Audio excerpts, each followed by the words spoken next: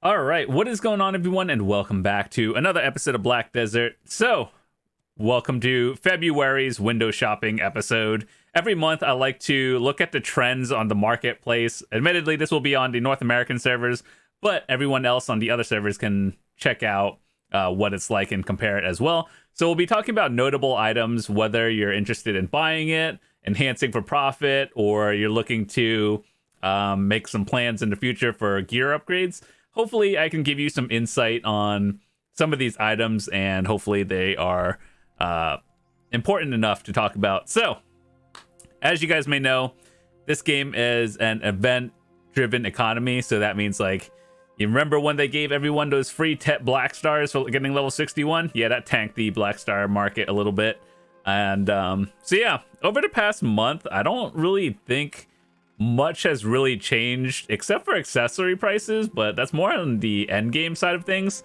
I do have some accessories to talk about. This is more on the end game side, but we'll talk about a lot of notable items. So whether you're, I guess, near the beginning or like intermediate level player or end game, hopefully some of these are interesting to talk about. And I guess let's start off with the main hand weapons, and let's start with Zarka versus Black Star. So I guess if you're a new player, chances are you have a Zarka from, seasonals that you converted into, and you have this. And if you're thinking about going for a Pen Zarka versus a Pen Black Star, I think it is actually a good idea to try to get yourself a Pen Zarka early on, simply because like it's only 2 billion now. I remember back in the day, Pen Zarkas were like 15 to 20 billion, so that was years ago. And nowadays, like, it's not best in slot anymore, but it's still a usable item, which is the good thing about this game. Like, if you were to take a year or two break, chances are your gear is still pretty relevant. So if you had a Zarka or something, it's probably still good. So the time you should transition into like boss gear into Black Star is whenever that is, I guess, next to your cheapest upgrade, or whenever it gives you the most stats for the least amount of silver. So I have a video on like Black Star versus God Eye, and should you do it? What are the costs of it? And like, is it worth it? So yeah, this is a video on the channel where you can check that out. But I think that Offhand is kind of a dead item at this point, and this is kind of like a beginner trap nowadays. Back many years ago, I thought this was an item that, like, it wasn't really that good even back then. It was at a certain point of, like, the 261 to 269 AP bracket. If you can get it into there, it was good. But nowadays, I think with, like, free Tet Black Stars being handed out and everything, it's probably not worth it. But for everyone who is looking into Black Stars at this point, I would always get the main hand Black Star before the Awakening and the Offhand, simply because the main hand gives you a bunch of extra accuracy. So that means that whether you're PvEing, PvPing, like, more accuracy is always better. It allows you to actually hit mobs, which overall would be good. And especially if you are PvPing, it is just generally helpful. So like, from the 1 month trend, if we look at it here, these are when it was about, I guess this is like Thanksgiving to Christmas time, and then after this was like the New Year.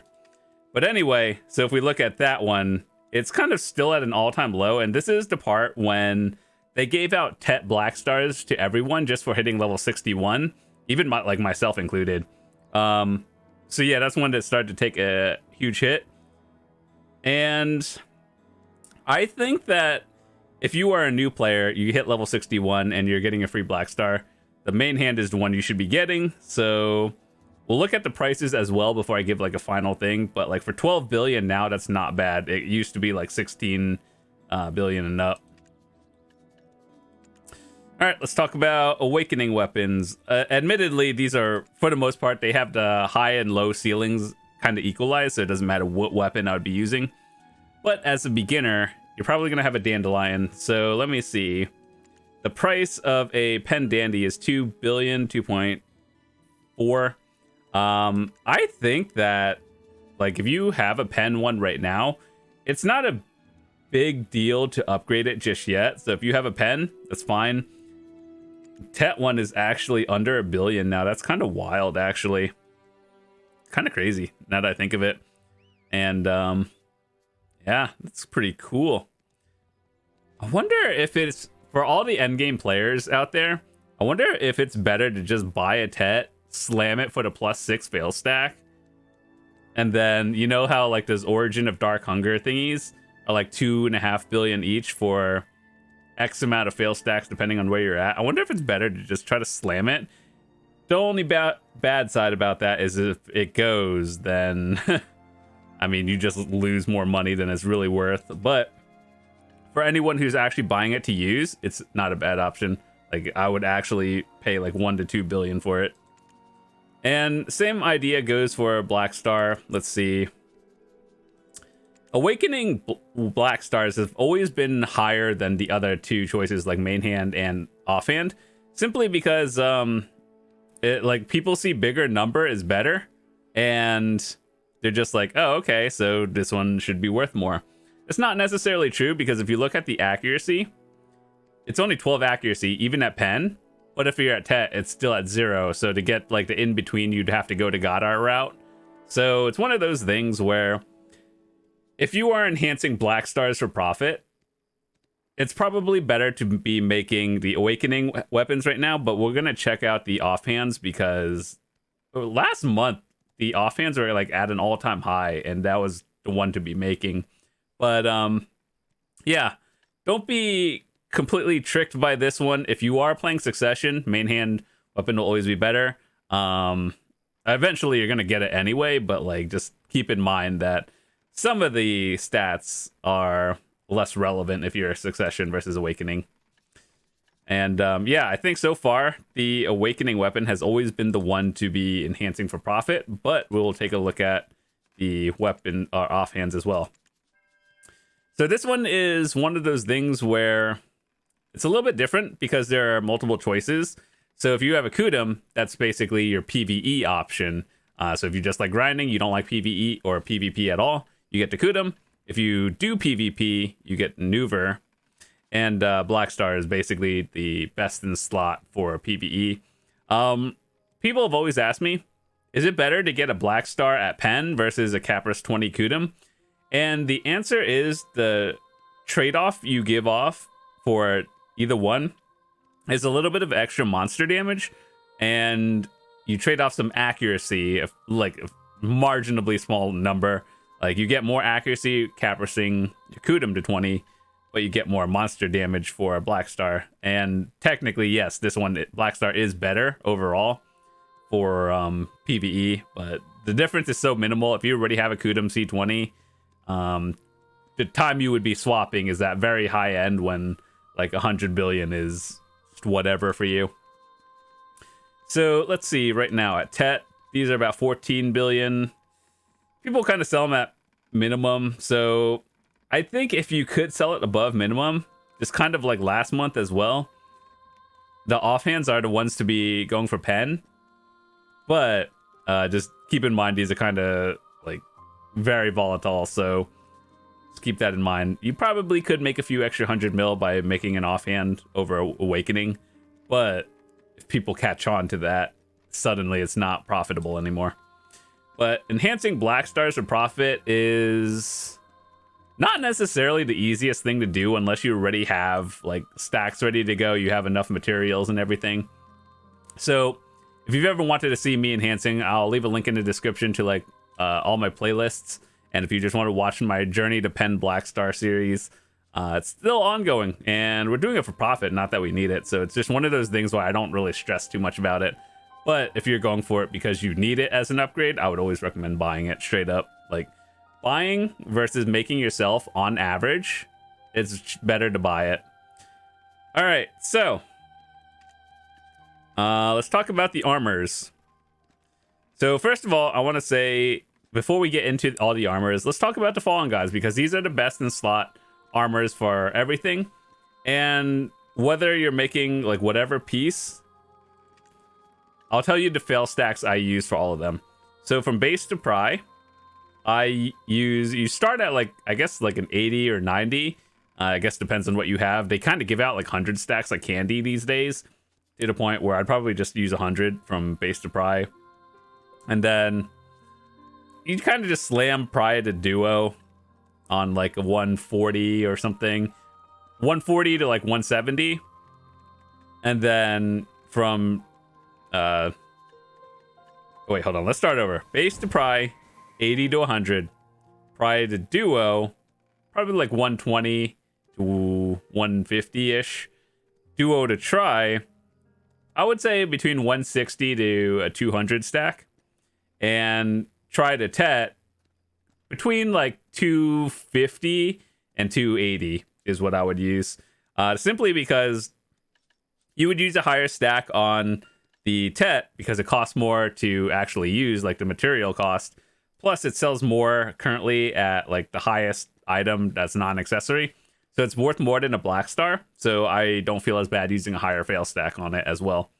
So that goes for all the armors. But if you are a beginner or you're just finishing up seasons and you're thinking about Griffin versus Gaiath, the difference is so minimal at like mid-level game to the point where 100 HP versus 5 all resistance, very minimal. But if you are trying to min-max, I do believe the all resistance 5% is slightly better, because in PvP, if you get CC'd, chances are you're going to get second CC'd and then you're just going to die in the fight. So the 5% is worth more than the extra 100% or 100 HP. But with that said, Pen Griffins are like 14.5 to almost 17 billion. That's actually pretty high, actually. I didn't think that was going to go that high. Gaiaths are... I mean, it's kind of the same. Like, we all knew Griffin was kind of better in a way. But the endgame goal is to get the Labresca helmet. So either way, you get it to Pen, Capris 10, then get the Flame, and then you convert it. So buy the one that's cheapest, and eventually your goal is to convert it. And if you only do PvE, it doesn't really matter, to be honest. Everything else is pretty irrelevant. I wish they would just kind of remove half of these green things in the game, because you shouldn't be using it. What people do with them nowadays is just use it for fail stacks, and it's kind of weird. All right, so same idea applies here for Fallen God, same like fail stacks that I talked about before.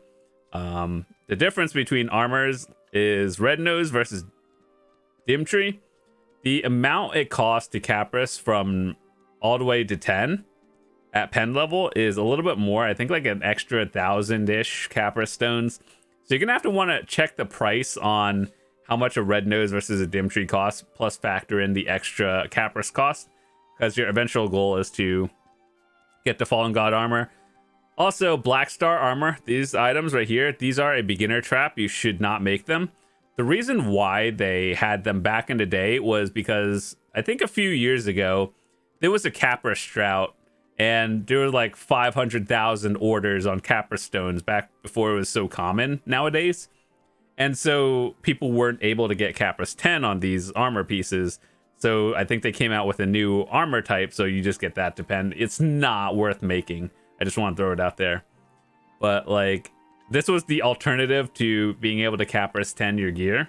And nowadays it's kind of like, you should not be trying to enhance it. Just don't touch it. Just leave these alone. Go for the Red Nose or Dimtree armor and convert it to Fallen God.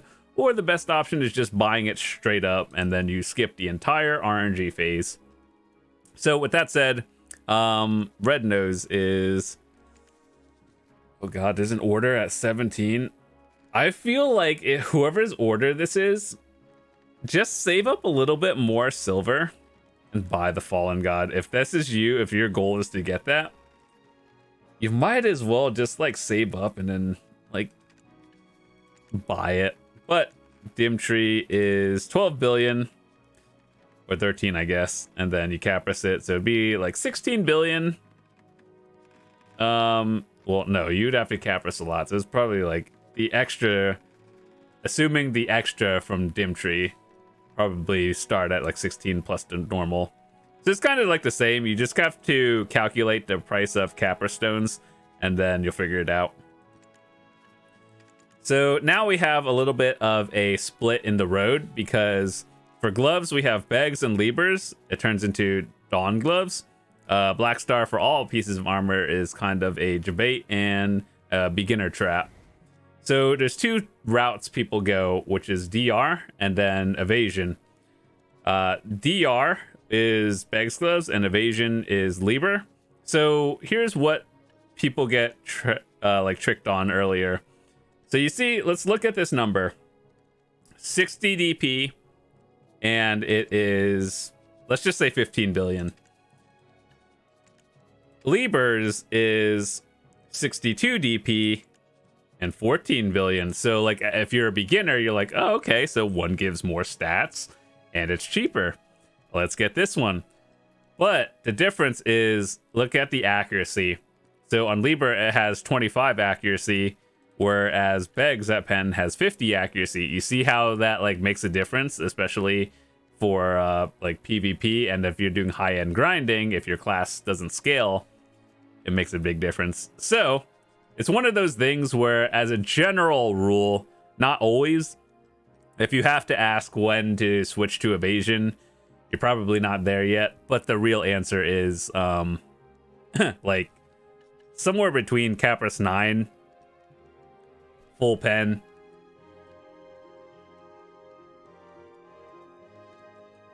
so yeah, it's one of those things there. Even like for myself, I used both of them, and you will notice a difference if you get one or the other early on. But like at very high end, evasion is very solid for PvP especially.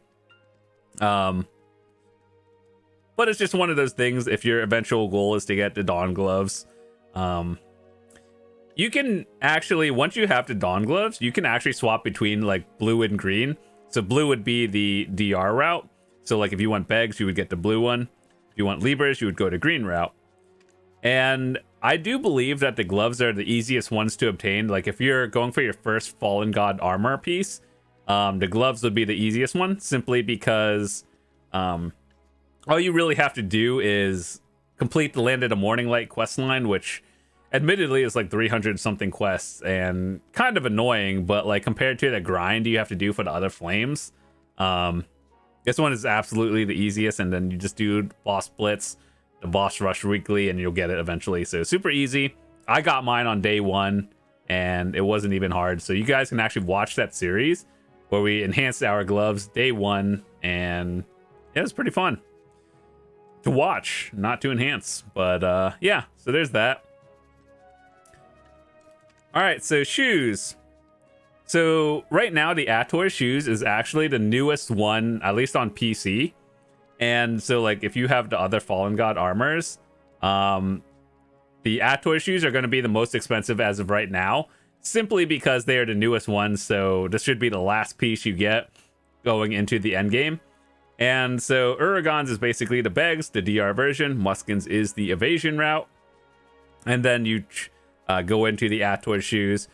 So admittedly, these shoes are kind of hard to get, simply because you have to grind the flame throughout the Ulakita area, which is basically end game grind spots. So yeah, it's the most expensive now, and same way you can convert blue to green or green to blue if you feel like it. Black Star shoes are kind of a scam. Shouldn't do that. Let's see. Pendragon's is 15 billion, 79 DP, 12 billion, 77. I understand where people get confused because they see bigger number and cheaper, so they'll get that one, not knowing that is actually kind of worse depending on what class you play. So yeah, the shoe should be the last piece you upgrade, and I think it's just overall, like, I wouldn't worry about this until you have everything else, because it is very difficult to get and or the most expensive of the other ones. And yeah, worry about that later. But other than that, figure it out and you'll be fine. So I kind of wanted to speed run through the accessories, because most of the time, a lot of the things kind of the same, my same thoughts and opinions. But let me just go through the things we're going to talk about. So, Tungrad runes are the highest AP. Crescent rings are the entry-level accessories that people get, and the ones you get from Jatina for the guaranteed option. Eye of the Ruins is basically the same as Crescent, but with HP on it. Ominous are accuracy accessories. Be very cautious about accuracy accessories right now. We'll talk about that later. But the ultimate thing right now, like if you are a beginner to intermediate level player, chances are you have Crescent rings at either like Tet or Pen, because you got it from Jatina for the guaranteed thingy that you just do dailies for. And eventually they're coming out with a second Jatina accessory. I thought it was going to be out like last week, but Korea doesn't have it yet, but they talked about it at the Calpheon Ball recently. So we're going to get it. It's confirmed. We just start waiting for when. So it should be soon TM kind of thing. Generally, I wanted to do this as a very brief thing first. When you're going for upgrades, try to buy the one that gives you the most stats or equal stats for the least amount of silver. So I use this example a lot, and it kind of changed a little bit, but one thing I want to show you. So Crescent Ring, let's make sure to look at this. 20 AP, and let's just say 38 billion silver. Cool, right? I think this is probably a little equalized now, but back in the day, just make sure to check this no matter what server you're on. Penbassi is 20 AP, but it's 40 billion silver. You see how that's a little off? Eventually, you're going to get them all, but you want to make sure to get the most stats early on as you can with the least amount of silver. That just allows your progression to be a lot faster. So, like those two items that we just looked at have the same stats. One is 3 billion silver more, so just keep that in mind. So for all you endgame players, you're probably thinking, should I get Eye of the Ruins rings or Tungrads? So the difference is, Eye of the Ruins these are actually like mega down, actually. Let's just say 50 billion, right? And it gives 130 HP. So let's just say 130 times 2 because you're getting 2 of them. Tungrad rings right now are basically like 120 billion. What do they give? 1 extra AP versus 130 HP. So if you get 2 of them, what are you trading? 2 AP versus 260 HP. And I would say for the most part, honestly, if I were like a mid-tier, like entry beginner, mid-intermediate level player, I would probably realistically go for the Eye of the Ruins, because 2 AP can be obtained so much easier nowadays. And the gap between like 50 to 120 bill, like you can buy 2 of them for the price of that. That would mean 2 of your slots are done earlier. And getting this is like really endgame min-max kind of thing, to the point where I think these could be traded off, and they will be traded off when Tungrad or like Taebaek rings come out in the future. So just be very cautious of like the things you do, and like look for items that would put you up into a new AP bracket. Or I guess it depends where you're grinding. Do you feel safe grinding there? Then, more survivability with the HP might be nice. But yeah, just keep in mind. So what I would do, if you have Crescents, it's fine for now. I don't think it's a really big deal to upgrade until you think accessories are always going to be the last items you upgrade. So you want to upgrade your weapons and armors first, because usually they give you more stats and everything. But yeah, back in the day when I was getting mine, so like this is my gear. But back in the day, I have 2 Tungrads, but the Eye of the Ruins rings were like 80 billion and the Tungrads were 100 billion. So the gap was not 70 billion each. So they were only like 10 to 20 billion each. So that's why I chose mine. But for you guys, like if I were to give you an honest opinion, I would just go 2 Eye of the Ruins, to be honest, straight up. Next, we have necklaces.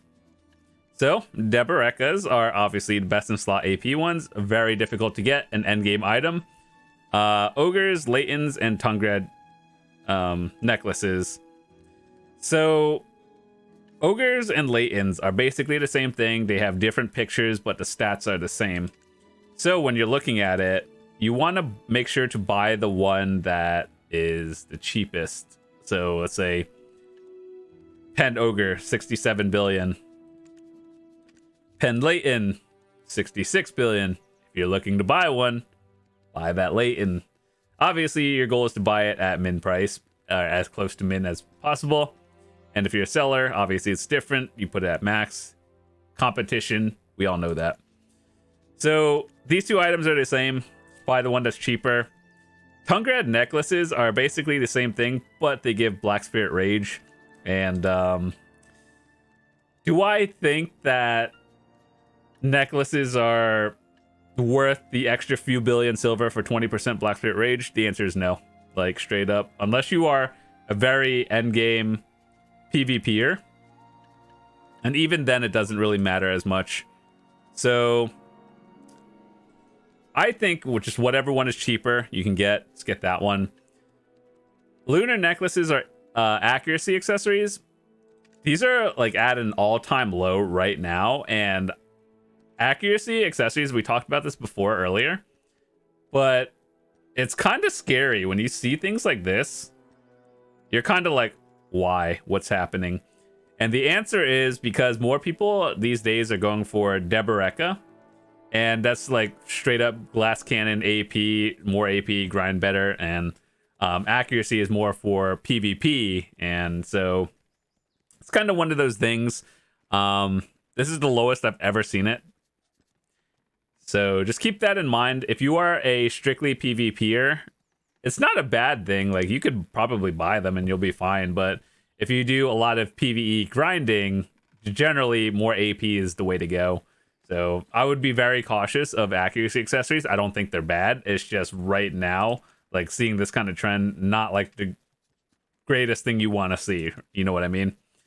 And of course, Taebaekas are, you know, straight up very endgame items. And chances are these are the items that you cannot be buying. Like, Taebaekas have been in the game, or at least the necklace has been in the game for multiple years now.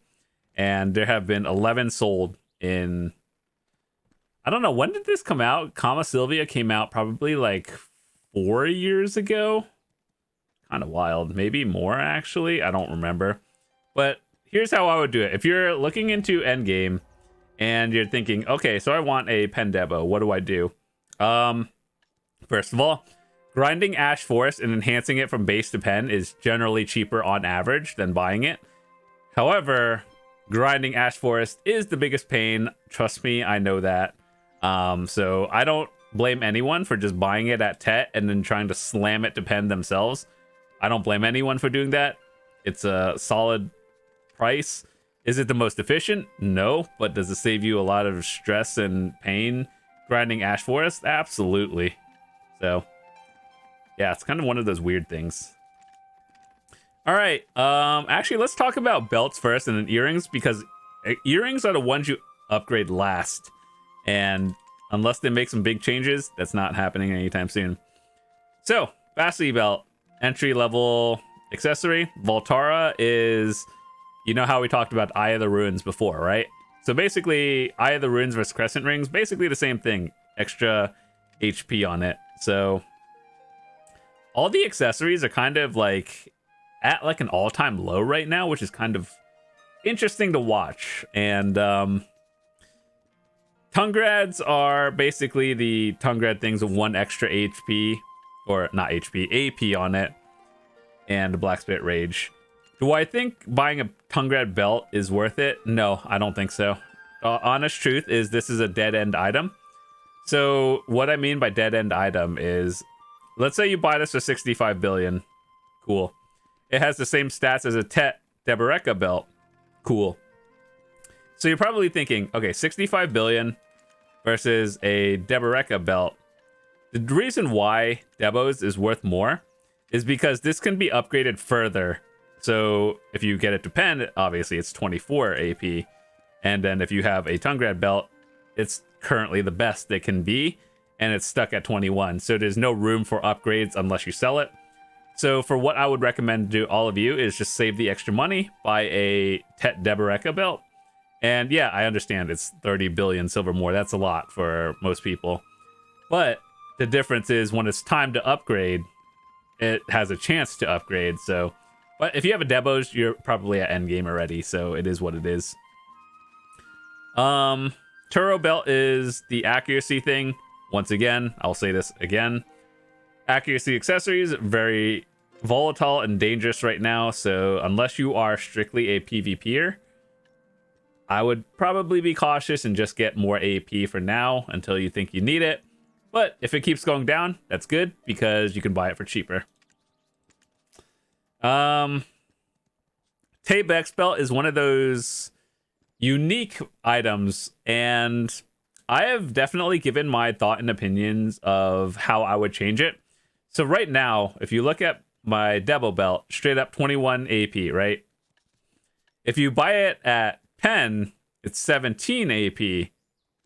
That puts you down one bracket.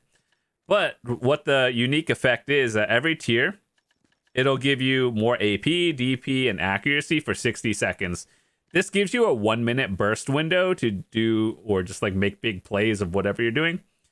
However, the downside is for the next 9 minutes, you're unable to remove your belt or swap it.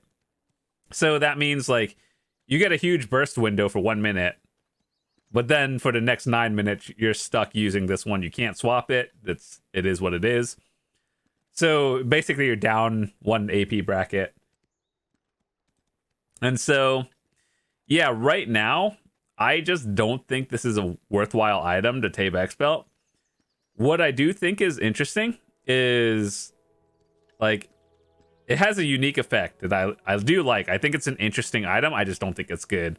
So what I would do to fix this item is reduce the cooldown to like 3 minutes, 3 to 5 minutes. And I think that would be more used actually.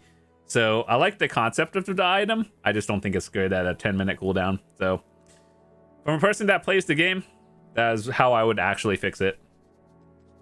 And then, yeah, I think that we talked about all the notable. Everything else here, these are like life skill and or just old outdated items. So we're talking about earrings now. We have Narca earrings, Tungrad earrings, Dawns. I hate how they have 2 Dawns. We're just gonna say Distos and Vahas, and then accuracy Dawns and Debarekas. So the Narc earring is actually pretty solid because it gives extra damage to Kama Sylvians. And so this is one that you can get from the Jatina. And so at Pen, it gives extra damage to Kama Sylvians +8.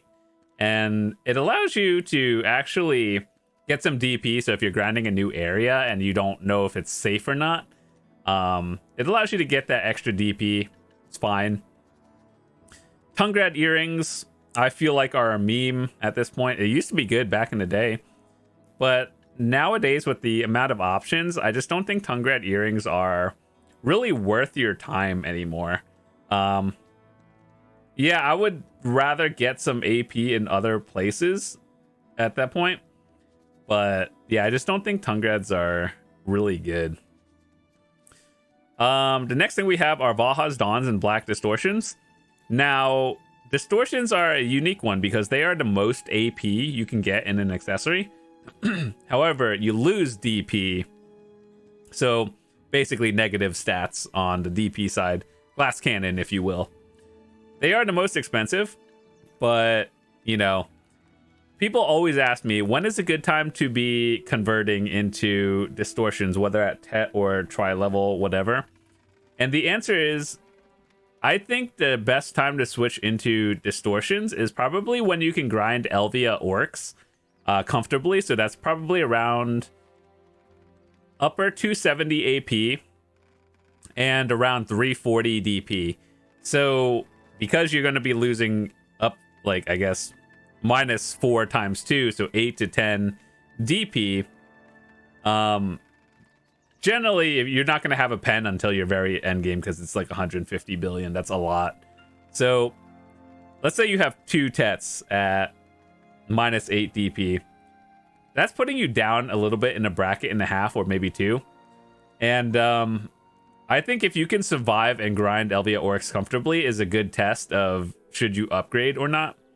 And probably, yeah, I would say between 340 to 350, and then you drop that -8, and then if you can still grind comfortably, it was a worthwhile thing. Dawn earrings are actually, they're not bad. I think people are speculating right now that Dawn earrings, whenever the Tungrad accessories come out, or no, not Tungrad, Taebaek rings come out, they're gonna allow Dawns to be used more for PvP. So right now, I think people are stocking up on these because we all know that Taebaekas are, like, we have 3 of them now, and then the 4th one is coming soon.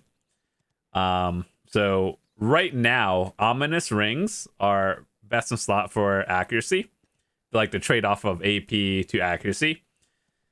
But when that comes out, it's a lot of endgame, and do you even PvP? So it's like, it's not really worth thinking about until you're at that point. So let's just say for most people, distortions and Valha's Dawns are the same.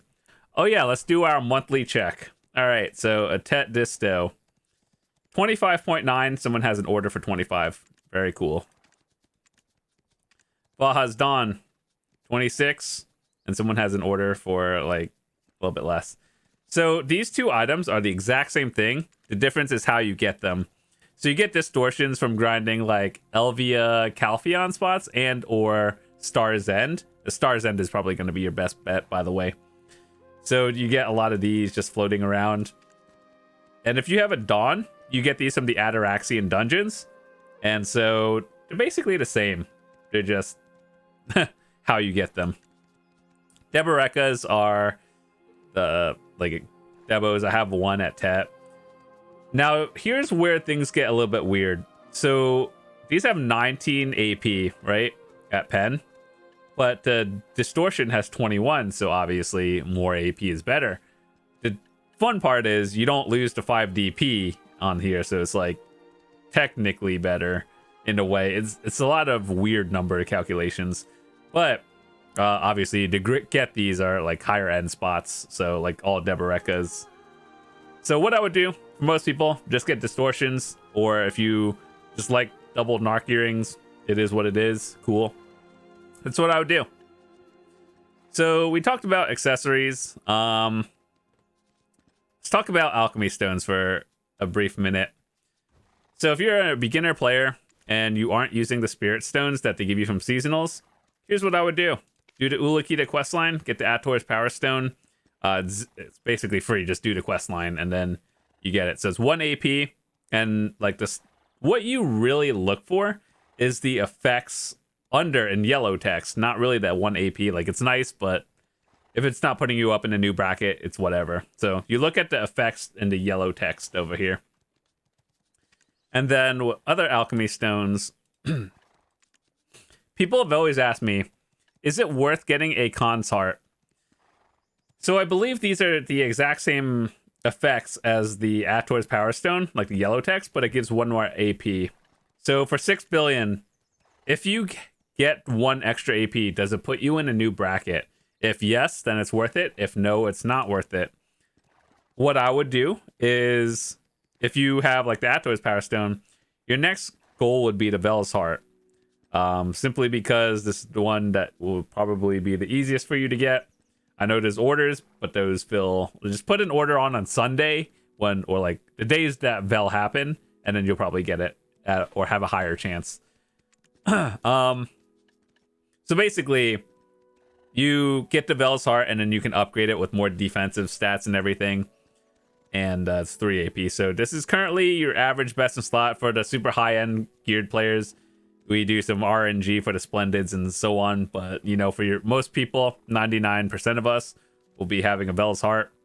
And yeah, so if 1 or 2 AP put you in a new bracket, get those. But your ultimate goal would be to get Vels and then Splendids at Mega Late Game. yeah, that's about it for what I wanted to talk about today. I just want to say thank you guys so much for watching. Hopefully you guys enjoyed this video. If you are new to the channel, hit that subscribe button. I would love to see you come back. I make videos for beginners, returning players, and people who are just looking to get better at this game. And so we have a link in the description to all my social media.